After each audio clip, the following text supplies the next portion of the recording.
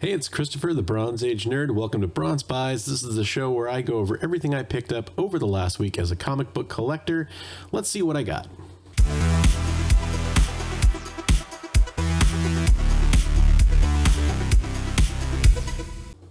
All right, so first up, this is definitely going to be my bronze buy of the week. I got this from somebody who's very active in the community, Kid Collector Comics. He posted this up on his IG, and I absolutely had to grab it. I only have one copy of the first appearance of Rogue, and the way that I've been doing everything with the first appearance of most of the X-Men is one copy for me and at least one copy to speculate on.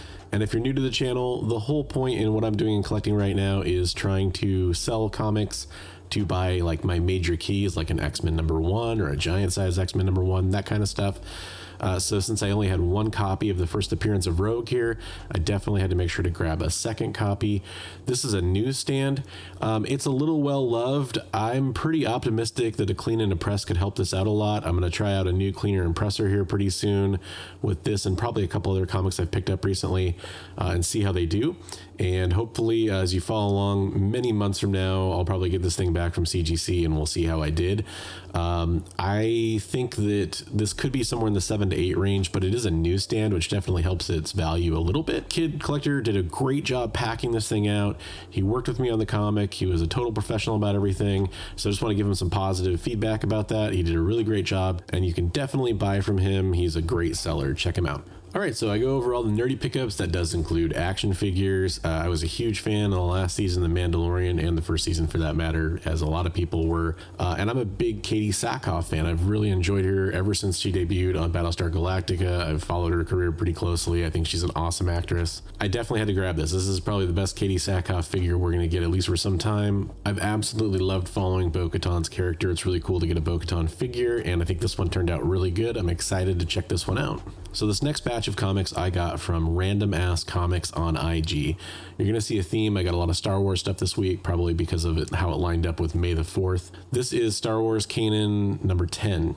And this is the first appearance of Fen Rao. This one definitely needs a clean and a press. I think you can kind of see right there, there's a pretty good non-color breaking spine tick. So this would need to clean and a press before it got graded, or just probably before I sell it. But still, it's a pretty cool comic and I got a good deal on it. And they had Star Wars Dr. Aphra. This is volume 2, number 7.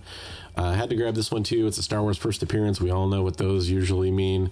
This is the first appearance of Wen Delphus, who's the leader of a faction I've never heard of, but you know, Star Wars spec, right? Along similar lines, you know, Dr. Aphra is white hot right now, and this comic happens to be the first appearance of a love interest for Dr. Aphra. Her name was Magna Tolvan, and she was an Imperial officer, so, you know, love interest for Dr. Aphra is probably going to show up in a show someday, you would think, so I grabbed this one. And this is also the comic where we learned Dr. Aphra's full name is Chelly Lona Aphra. I hope I'm pronouncing that correctly. So it's kind of an origin issue too, it sounds like, and figured why not grab that one. It'll pair really well with my Star Wars Dr. Aphra number 1. You might remember from a previous bronze buys that I got a cover for Alien 1 by Inyak Lee that unfortunately had like this white smear on it. It was really kind of a bad color rub from the printing. So I asked the seller if he happened to have any Alien ones from Inyak Lee because he had some other Alien stuff on his page. He said no, but he did have a Gleason, so I grabbed this too just because I thought it was a sweet cover. Why not? That second printing is doing pretty well on this one too, so hopefully that generates some buzz for this one, but I just wanted a cool, pristine cover for this one. All right, so tiny little story about this one. I did grab an Inyak number 1, not first print, and the reason that I did that was because I actually want to read this story. If you go back and watch my Bad Idea video, you'll see that I was basically saying that I couldn't buy from Bad Idea, and therefore I wasn't going to. I didn't want to go to the secondary market where everything was really expensive. Luckily, people kind of realized that not first prints really aren't that rare. They're going to probably do multiple runs of them, and they're basically a cover price book. So I grabbed a really good looking copy of this one, got a great price on it, just because I want to read the story. I'm still gonna have to find all the other ENIAC issues, but I feel like those are going to be easier to find. ENIAC 1 for some reason just blew up. Oh wait, it's because of how they approach their business model. So a slight reversal in opinion, but like I said, I'm not able to buy it from them directly. So I had to go to the secondary market. Luckily, I found a really good price on this one, and I look forward to reading the story. So this was an Economics and Comics exclusive. This is a cover by Piper Rudick, and yeah, it's just an amazing cover. If you're a Star Wars fan, if you're a fan of sexy art, this was part of a set, so I got the trade and the version cover as well. And guys, you definitely guessed it. Not only is this my pick for booty of the week, but this is probably my pick for booty of the year. And I just thought it was really sexy. I'm a big fan of pinup art, and this is no exception. This is probably one of Piper's best covers in my opinion. I love it. All right, so the last shipment for this week was from Things from Another World. You've seen me pick up this connecting variant before, but Echo as the new Phoenix, I thought that might be kind of a cool key to have, considering Echo stuff is white hot right now. So snagged another copy of that. And I got this Peach Momoko cover for Avengers 44 as well. Most people either love or hate Peach Momoko. I just judge each piece of her art based on the individual piece of art. I actually think this is one of her better works and grabbed this cover because I just enjoyed it. I think it's actually a pretty cool She-Hulk cover. So I picked up 3 copies of this Black Knight Curse of the Ebony Blade #2. I think I did that because there's supposed to be a first appearance in issue 1, and somebody was saying that, hey, that might not be the first full appearance, that might be a cameo. I haven't checked yet, but I had to pre-order this ahead of time, so I got 3 copies. It's also just a cool cover, so grab that. And then I grabbed one of this too. I'm not sure who that character is. That might be the new character. I have to read this book. I haven't had a chance to crack it open yet. I'm kind of filming this stuff pretty fresh after I got the books, so. But I grabbed that cover. It's also just kind of a neat one. I think it's really cool with the broken stained glass and everything.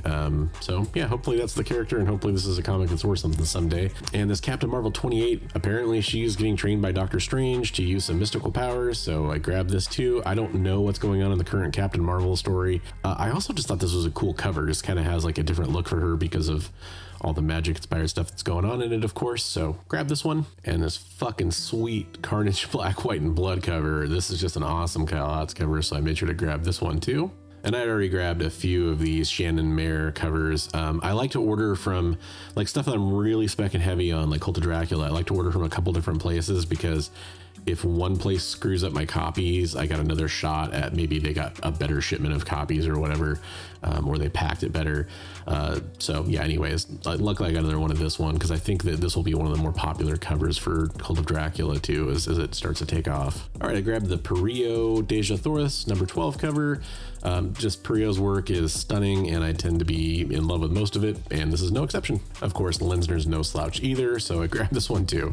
All right, so one of the key reasons that I do continue to order from Things from Another World is because they will let you add comics pretty much right up against past FOC for still getting a cheaper discount on pre-orders.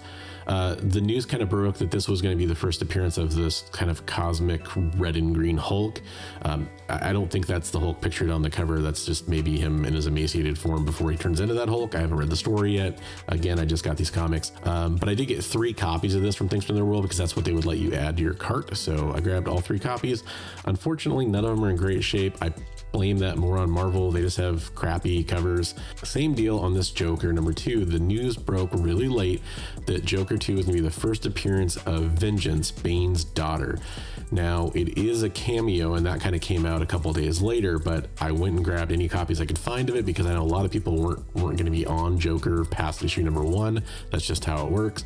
All I could get were 3 copies of this cover, but again, it's another one of those reasons that I use Things from Their World because you can kind of get in there a little bit at the last second sometimes and grab some stuff before it's completely sold out if you're fast. And yeah, so I got 3 covers of this. I think this is the Bermejo cover, I want to say, and it's just a cool punchline cover too, so that's sweet. I am just a fan of both these series. I really enjoy Sandman and Lock and Key. I have no idea what's going on currently in either one. I'm a little behind on both series for sure. I just thought this was a neat crossover, cool cover, had to grab it. So while I was never able to get the Harry Potter homage cover for #1, I just got the A cover. I did pre-order the #2 in time to get the Pulp Fiction homage. This thing was super delayed. This is actually the Things from Another World exclusive cover to Proctor Valley Road #1. I thought it was a neat cover. I definitely wanted to swoop in on it. Unfortunately, I think their first batch they said was damaged and they just took forever to get a replacement, and I'm definitely happy to finally have it in hand. More sexy Perio goodness. Had to grab this Sacred 6 cover. And this is another one of those that I snagged right at the last second. I was able to get this cover. This is Spider-Woman 11, and this was the first appearance of the Brothers of the Sword. So I grabbed this one too, just because you never know. And also it's a sweet Thanos cover. Another cover by just a sick-ass Vengeance of Vampirella Segovia cover. Just definitely a very metal cover. And I'd pre-ordered a couple copies of this Women of Marvel #1 because at the time that it was coming out, it was kind of hard to say if it was going to be a key or not. We do know that Marvel is definitely pushing a lot of female-centric heroes, and there's been a lot of first appearances recently. I made sure to grab a couple of these. I don't think it actually ended up being a key really, but again, it's actually a Peach Momoko cover I do like. I think it's a pretty cool Scarlet Witch cover. All right, so thanks for following along as I go over all my pickups from the last week. Some really cool stuff in there. I'm really excited about getting that Avengers Annual #10 cleaned and pressed.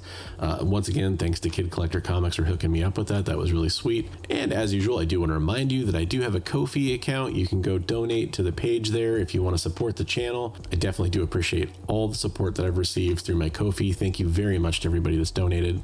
I hope you enjoyed this episode of Bronze Buys. I can't wait for the next one. And I just want to remind you, as always, hey, read comics every day.